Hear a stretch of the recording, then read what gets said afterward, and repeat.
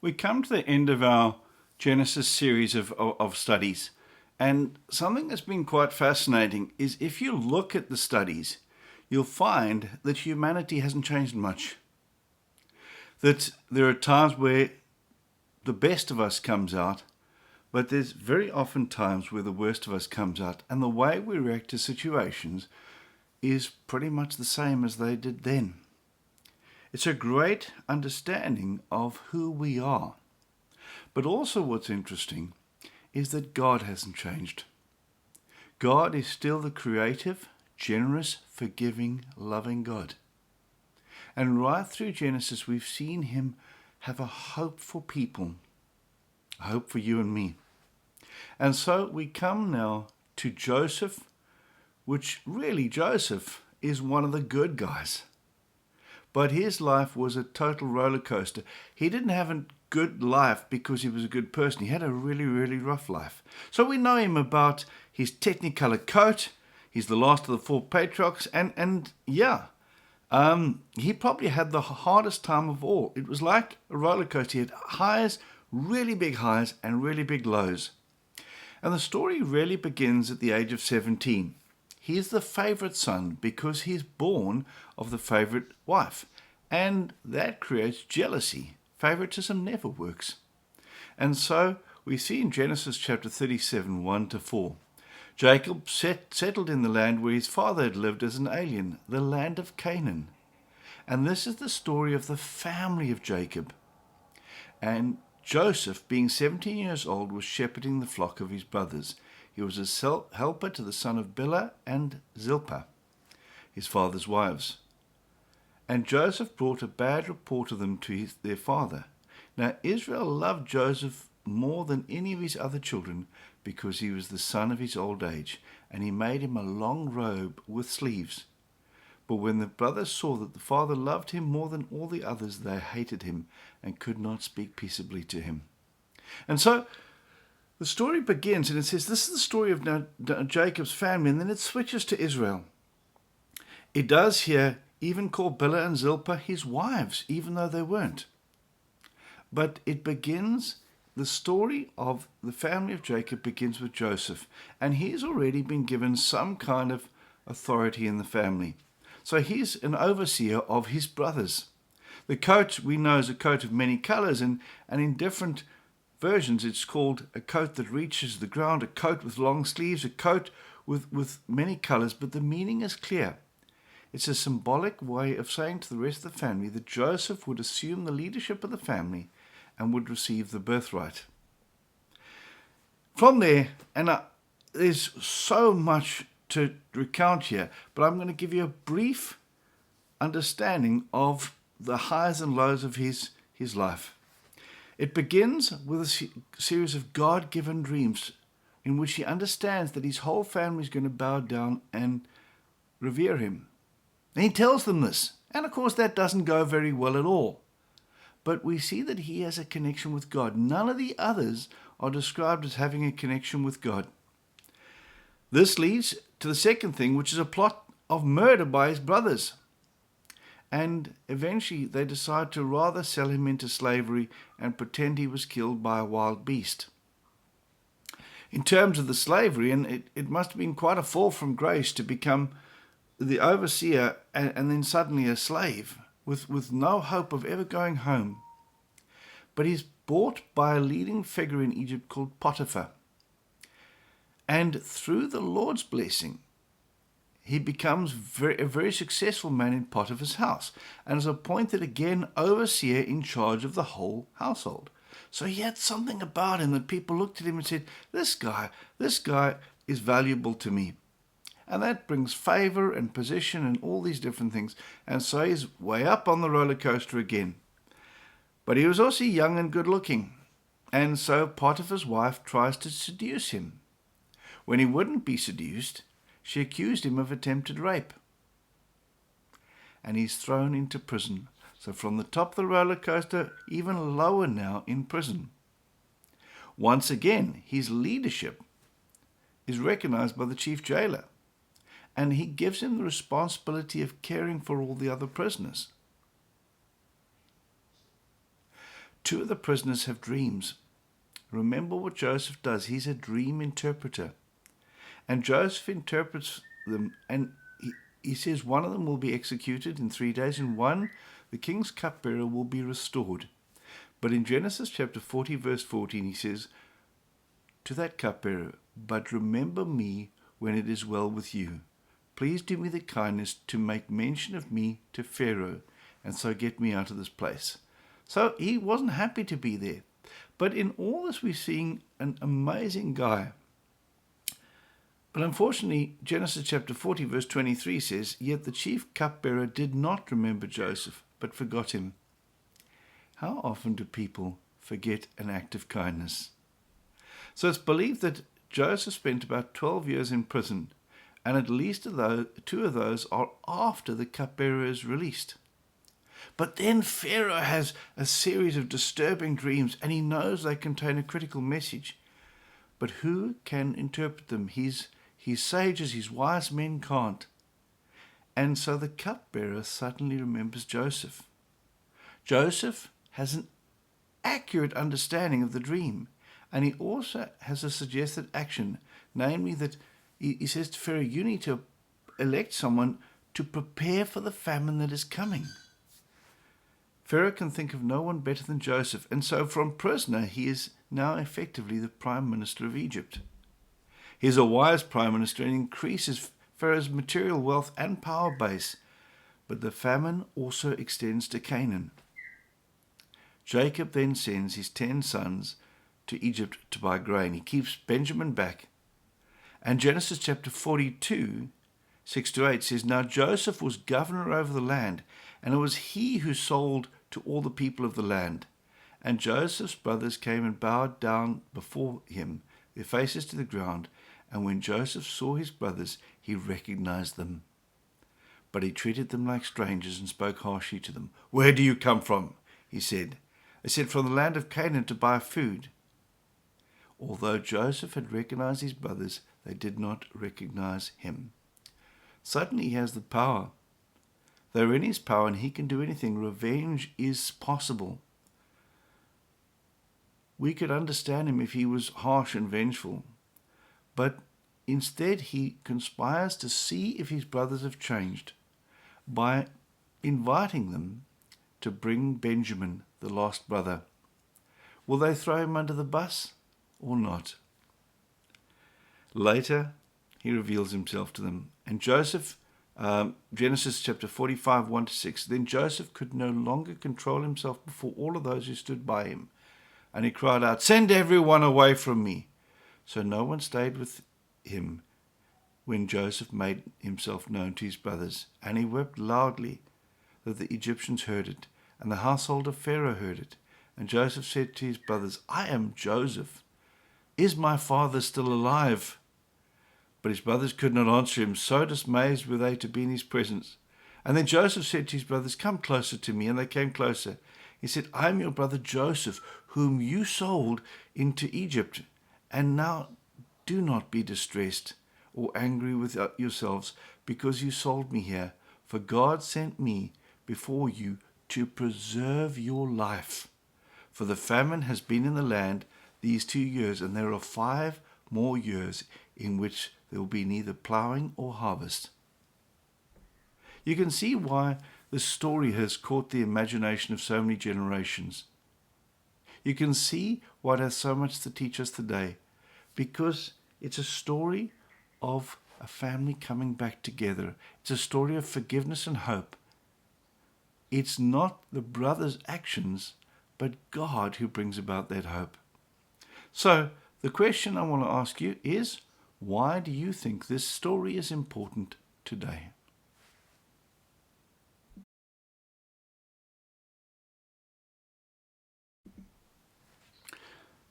So I want to share 3 ideas with you today. The first is I want to look at some of the archaeological support for the story. In other words, did it actually happen? Secondly, I want to look at Joseph's character and how in it we see how to live a life that God blesses. And thirdly, I want to look at the similarities between the story of Joseph and the story of Jesus.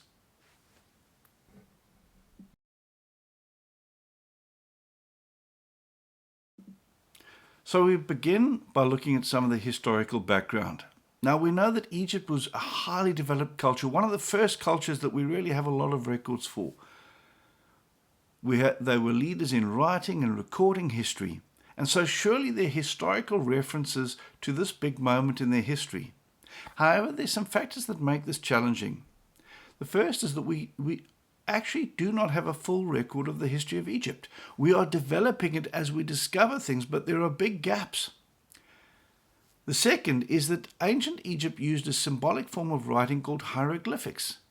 And so as this language developed through the centuries, it's quite challenging for us to know exactly what it means today. So there's a big scientific discipline of understanding hieroglyphics, but each new generation we discover in Egypt, we see slightly different changes to that writing.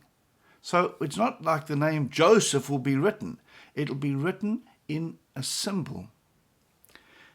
And the third one is that our account of Joseph comes from the Jewish Bible. And so it has a Jewish perspective using Jewish names or terms. However, Egyptians would not use Hebrew names and terms. So, for example, we don't know what they called Joseph. We know that his brothers knew him as Joseph, but he probably had an Egyptian name. And so there's actually not as many historical writings to support the story as we would like. But what is important is the story fits within the timeline of history very, very well. And we can see what culture was like by studying culture and comparing it to what the Bible says. So, for example, there's a stone called the Famine Stela. It's located on Sehel Island in the Nile near Aswan. And it tells us of a 7-year famine in the reign of Pharaoh Djoser, D-J-O-S-E-R, the founder of the third dynasty. Now, the problem with this is the dating is wrong.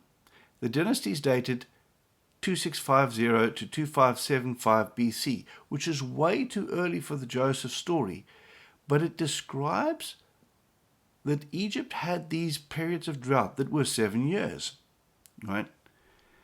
Exodus states that the time the Israelites had lived in Egypt was 430 years. That's in Exodus chapter 12, verse 40. This suggests that Joseph lived around 1876 BC. And there are some references to support that.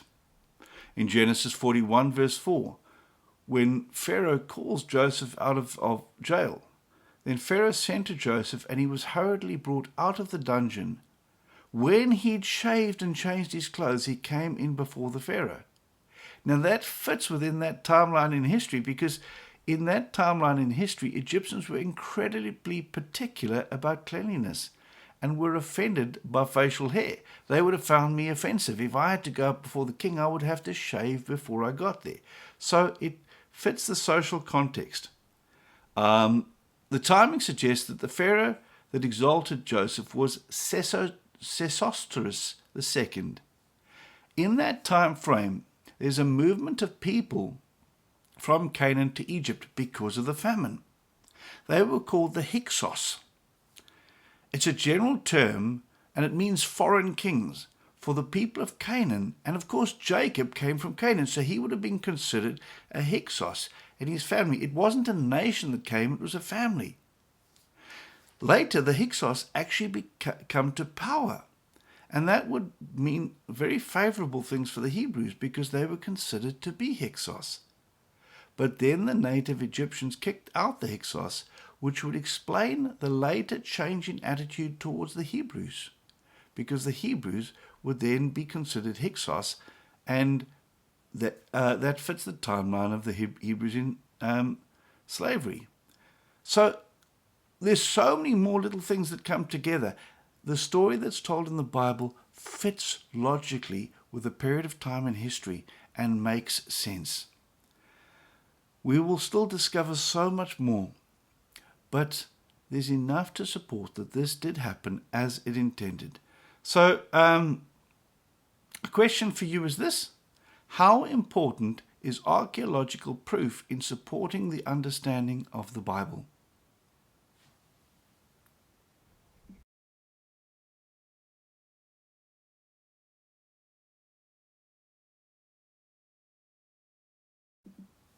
So we come to Joseph's character now.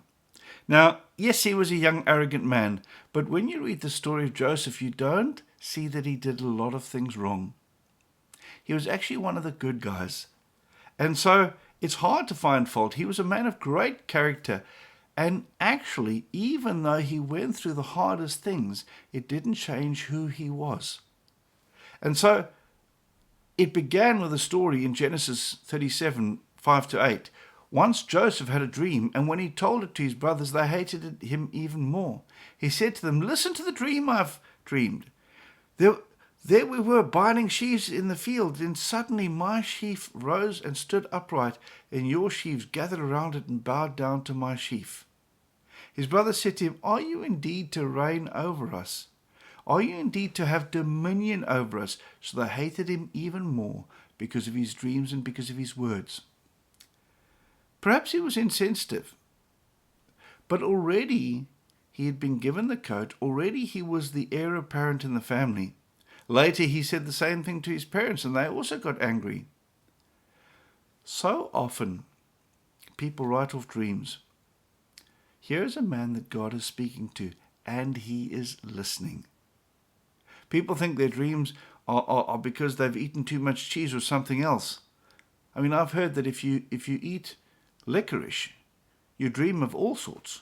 Okay, that's a bad dad joke, but it fits the place. So many people today don't believe that God speaks through dreams, and even if God is speaking, they don't hear him. But Joseph knows that God is speaking, and that the message is important. However, this doesn't endear him to the people around him. He is not doing anything wrong. He's honest, maybe immature, but honest. So here's a question for you. Have you had times where you've been hated for speaking the truth?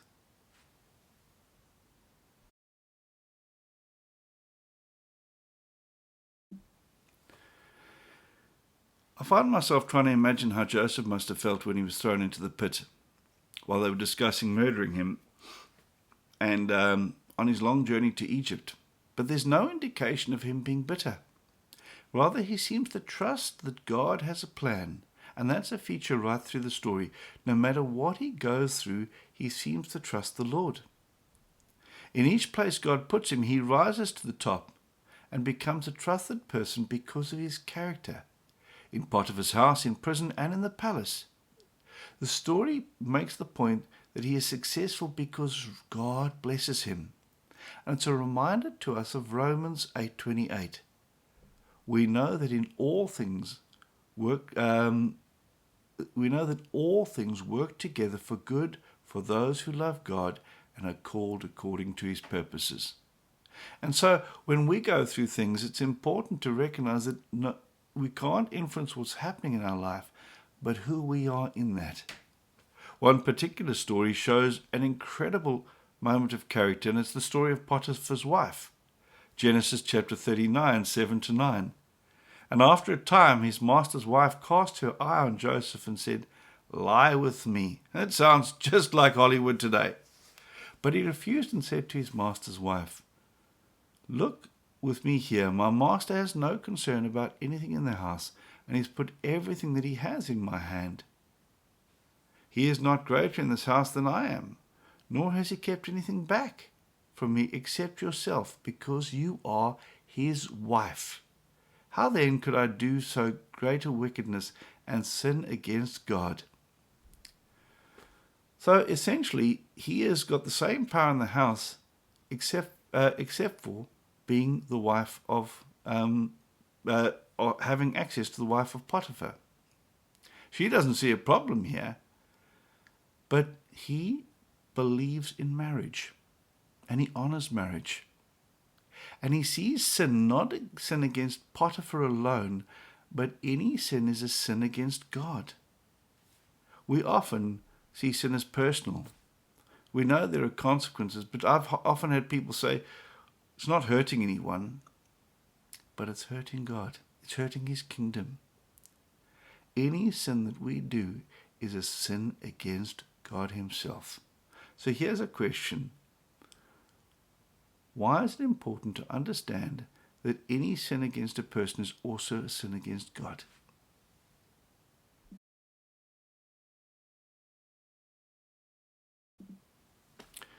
Right through the story, Joseph is portrayed as kind, helpful, wise, honest, a faithful witness to the Lord, gracious, forgiving, patient, all these different things.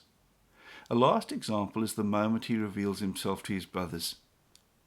They must have been quite frightened, just as Jacob was frightened when he came to meet Esau. Genesis chapter 45, 3-5.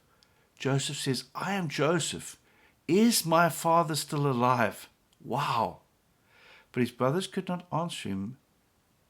So dismayed were they at his presence. Then Joseph said to his brothers, "Come closer," and they came closer. He said, "I'm your brother, Joseph, whom you sold into slavery. Do not be distressed or angry with yourself because you sold me, for God sent me before you to preserve your life." He's seeing God's hand in things. There must have been moments of doubt. But later, the whole family comes down, and Joseph invites Jacob to come down. And he dies at some point. And the scary thing is that the brothers in that moment go, maybe he was just being nice to us because Dad was still alive.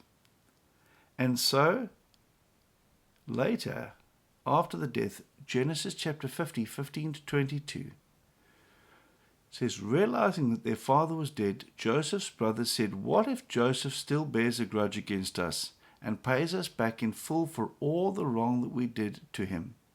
So they approached Joseph, saying, "Your father gave the instructions before he died. Say to Joseph, I beg you, forgive the crime of your brothers and wrong they did in harming you." Very clever, isn't it? Dad says, "Now therefore, please forgive the crimes of the servants of God, the servants of God of your father." Joseph wept when they spoke to him. Then his brothers also wept and fell down before him and said, "We hear, we are your slaves." But Joseph said to them, "Do not be afraid. Am I in the place of God? Even though you intended to do me harm, God intended it for good, in order to preserve a numerous people, as he is doing today. So have no fear. I myself will provide for you and your little ones." In this way he reassured them, speaking kindly to them.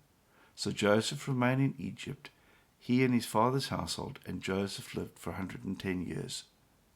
What an incredible character here. He just has the patience, and there must have been moments where he really struggled. But he sees God's hand in all things. And he sees his suffering as an opportunity to rescue his family and many, many more people from the tragedy they're in. Do we do that? Do we come to the place where we trust God in all things?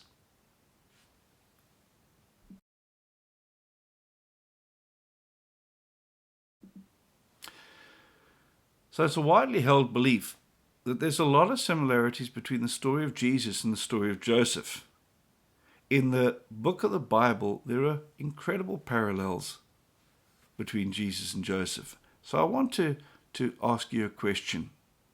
Apart from the obvious that both of their names start with the letter J, they both have Andrew Lloyd Webber musicals about them, what other similarities do you see between Joseph and Jesus?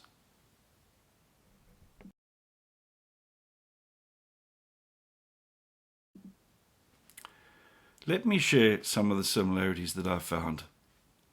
Joseph was originally a shepherd. Jesus is the good shepherd.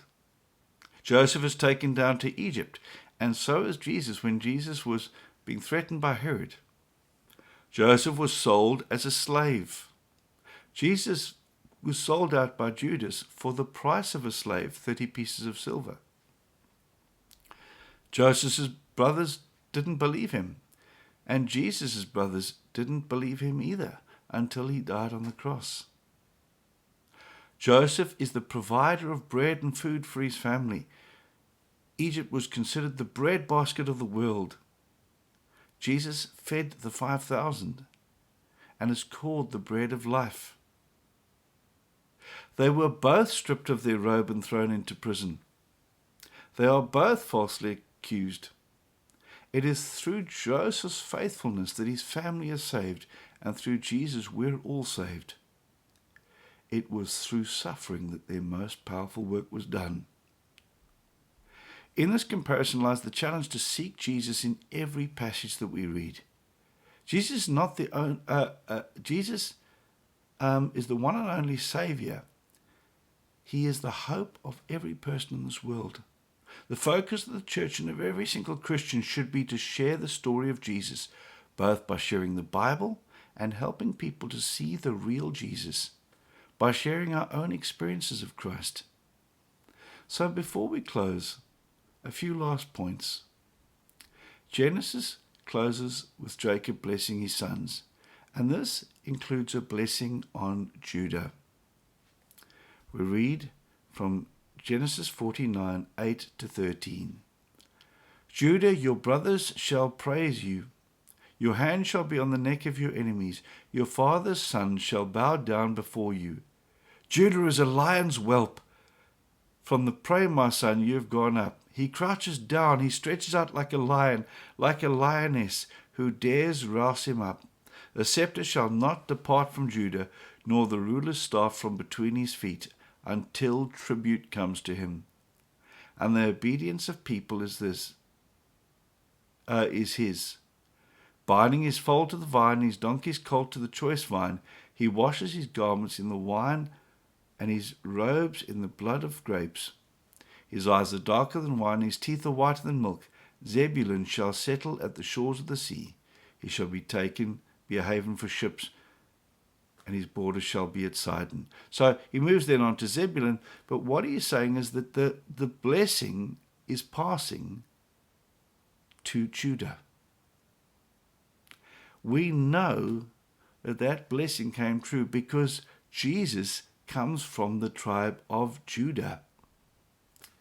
We think about the Jewish nation, the Judish nation.